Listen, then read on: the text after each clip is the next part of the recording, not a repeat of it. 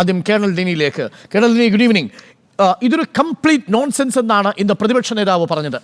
Supreme കോടതി നിർദ്ദേശിച്ച ചില നിർദ്ദേശങ്ങൾ പോലും അവഗണിച്ചുകൊണ്ട് തെരഞ്ഞെടുപ്പ് കമ്മീഷൻ മുന്നോട്ട് പോവുകയാണ്.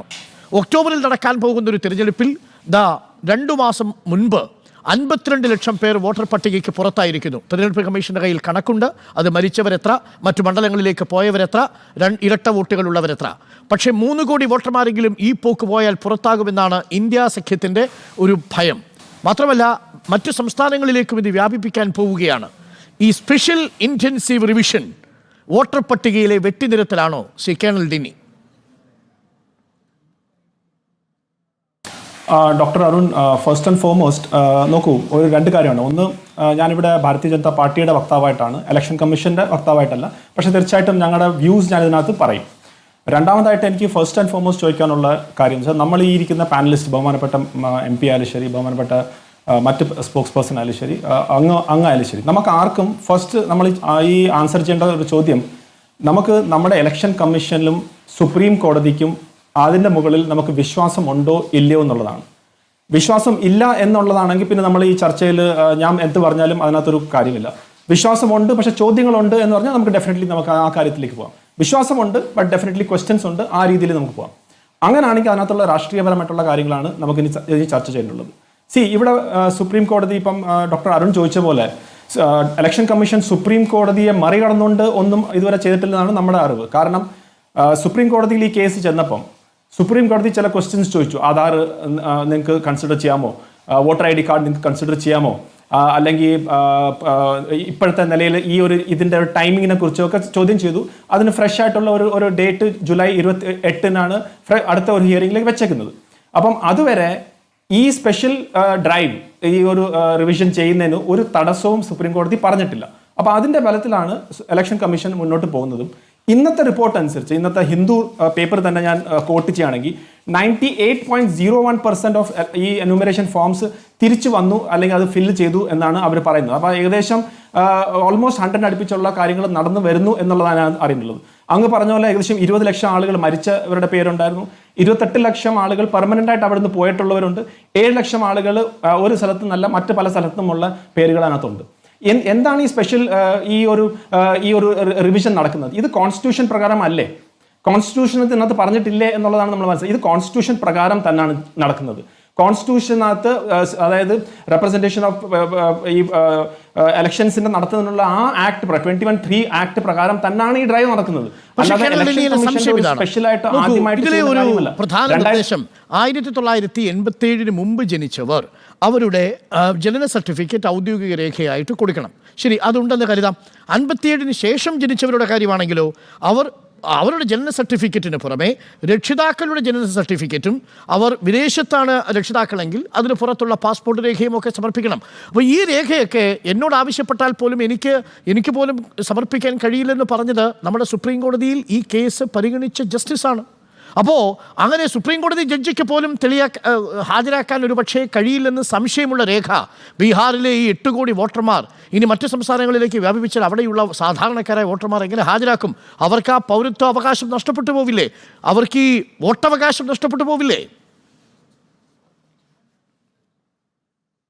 ഡോക്ടർ അരുൺ, നമ്മളിതിൻ്റെ പർപ്പസ് എന്താണെന്ന് ആദ്യം മനസ്സിലാക്കുക. നമ്മൾ എന്തുകൊണ്ടാണ് ഈ റിവിഷൻ ചെയ്യുന്നത്, ഈ സ്പെഷ്യൽ ഡ്രൈവ് എന്തിനാണ് ചെയ്യുന്നതെന്നുള്ള ആദ്യ കാര്യം നമ്മൾ മനസ്സിലാക്കണം. എന്തുകൊണ്ട് ഒരു നോർമൽ ആയിട്ടുള്ള രീതിയിൽ സമ്മറി റിവിഷൻ എന്തുകൊണ്ട് ചെയ്യുന്നില്ല? സ്പെഷ്യൽ റിവിഷൻ തന്നെയാണ് എന്തുകൊണ്ടാണ് കോൺസ്റ്റിറ്റ്യൂഷനിൽ പറഞ്ഞേക്കുന്നത്?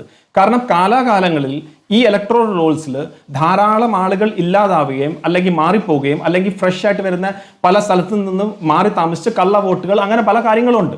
അപ്പോൾ അതിനെ മറികടക്കാൻ വേണ്ടിയുള്ള ഒരു ശ്രമമാണ് ഈ സ്പെഷ്യൽ ഡ്രൈവ് നടത്തുന്നത്.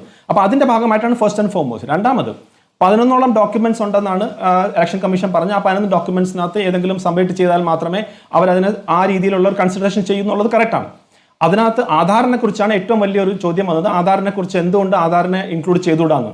അപ്പോൾ ഇലക്ഷൻ കമ്മീഷൻ ലേറ്റസ്റ്റ് ആയിട്ട് 2 ദിവസം മുൻപ് പോലും സബ്മിറ്റ് ചെയ്ത അവരുടെ അഫിഡവിറ്റ്, ഏകദേശം 700ഓളം പേജ് വരുന്ന അഫിഡവിറ്റിൽ അവർ പറഞ്ഞത് Aadhaar is not a proof of citizenship. അതായത് ആധാർ ഒരു സിറ്റിസൺഷിപ്പിന് ഒരു പ്രൂഫ് അല്ല, ഒരു ഐഡന്റിറ്റിയുടെ പ്രൂഫാണ്.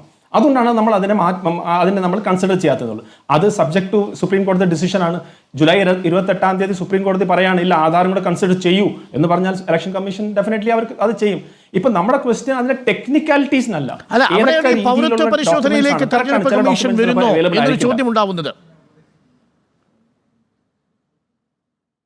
ഓക്കെ, അവിടുത്തെ ആ ചോദ്യത്തിന്റെ ഉത്തരം എന്ന് വെച്ച് കഴിഞ്ഞാൽ ആർട്ടിക്കിൾ 324 പറയുന്നത് ഇലക്ഷൻ കമ്മീഷൻ ആണ് ഇലക്ഷൻ നടത്താനുള്ള ബാധ്യതയുള്ളത്. ആർട്ടിക്കിൾ 326 പറയുന്നത് ഇന്ത്യൻ പൗരന്മാർക്ക് മാത്രമേ ഇലക്ഷൻസിൽ പങ്കുചേരാൻ പറ്റൂ എന്നുള്ളത്. അപ്പൊ ഇന്ത്യൻ പൗരനാണോ അല്ലേ എന്നുള്ളത് പിന്നെ ആര് തീരുമാനിക്കും, എങ്ങനെ തീരുമാനിക്കും? അപ്പൊ ആ ഒരു ബാധ്യത ഇലക്ഷൻ കമ്മീഷൻ ഇല്ലേ? അപ്പൊ ഈ ചോദ്യങ്ങളെല്ലാം സുപ്രീം കോടതിയിൽ നടക്കുന്നുണ്ട്. അവിടെയും ഈ ചോദ്യം വന്നു, whether election commission competent enough ആണോ ഒരു സിറ്റിസൺഷിപ്പ് അതിന് വേണ്ടിയുള്ള അത് ഡിസൈഡ് ചെയ്യാൻ പറ്റുന്ന കാര്യമാണോ അല്ലേ എന്നുള്ളത്. പക്ഷേ ഇലക്ഷൻ കമ്മീഷൻ പറയുന്ന കാര്യം ഇതാണ്, എന്റെ സംശയം ഇതാണ്, ഹോം ഡിപ്പാർട്ട്മെന്റിന്റെ കീഴിൽ വരുന്നതാണ് സിറ്റിസൺഷിപ്പുമായി ബന്ധപ്പെട്ട മറ്റു പരിശോധനകൾ. എന്നാൽ അത് തെരഞ്ഞെടുപ്പ് കമ്മീഷൻ ആ ഉത്തരവാദിത്വം ഏറ്റെടുക്കുന്നത് എങ്ങനെയാണ്? അതാണ് എന്റെ ലളിതമായ ചോദ്യം. അതിന്റെ ലളിതമായ ആൻസർ ഡോക്ടർ അരുൺ ഇത്രയേ ഉള്ളൂ, സിറ്റിസൺസിന് മാത്രമേ ഭാരതത്തിലെ ഇലക്ഷന് പങ്കുചേരാൻ പറ്റൂ, അവരാണ് മാത്രമേ വോട്ടർ ലിസ്റ്റിൽ വരാൻ പറ്റൂ.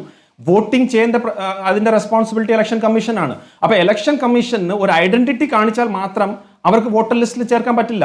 ഐഡന്റിറ്റി പ്രൊഡ്യൂസ് ചെയ്യാൻ അത്ര വലിയ കാര്യമാണെന്ന് ഡോക്ടർ അരുണും അറിയാം, എനിക്കും അറിയാം. ഒരു ആധാർ കാർഡ് ഉണ്ടാക്കാനോ ഒരു റേഷൻ കാർഡ് ഉണ്ടാക്കാനോ അല്ലെങ്കിൽ ഒരു പഴയ വോട്ടർ ID കാർഡ് ഉണ്ടാക്കാനോ ഒന്നും അത്ര വലിയ പാടുള്ള ഒരു ഏരിയയിലല്ല, അല്ലെങ്കിൽ അവിടെയാണ് ഒരു പ്രശ്നം. ഈ സാധാരണക്കാരായ മനുഷ്യർ അങ്ങ് പറഞ്ഞതുപോലെ അവരുടെ കയ്യിൽ യഥാർത്ഥത്തിൽ ഉണ്ടാക്കിയ ഒരു റേഷൻ കാർഡ് ഉണ്ടാവും, യഥാർത്ഥത്തിലുള്ള ഒരു ആധാർ കാർഡ് ഉണ്ടാവും, അവരുടെ കയ്യിൽ ഒരു വോട്ടർ ID കാർഡ് ഉണ്ടാവും. ഇതൊന്നും അവർ വ്യാജമായി സൃഷ്ടിച്ചതല്ലാത്ത ഒരാളുടെ കയ്യിൽ തിരഞ്ഞെടുപ്പ് കമ്മീഷൻ പറയുന്ന മറ്റു രേഖകളില്ലെങ്കിൽ അവരെന്ത് ചെയ്യണം?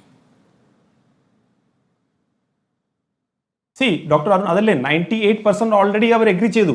ഈ സ്പെഷ്യൽ ഇന്റൻസീവ് ഡ്രൈവിന്റെ അല്ലെങ്കിൽ ഈ ഒരു ഇതിന്റെ ഒരു ഡ്രൈവിന്റെ പർപ്പസ് എന്താണ്?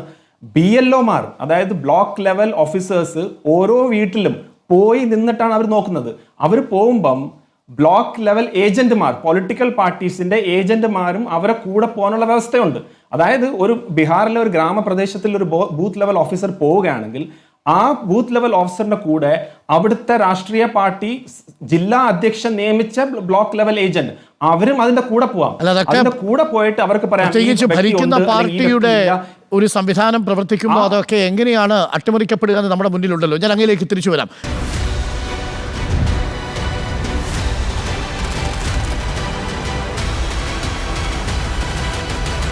Debate with Dr. Arun Kumar.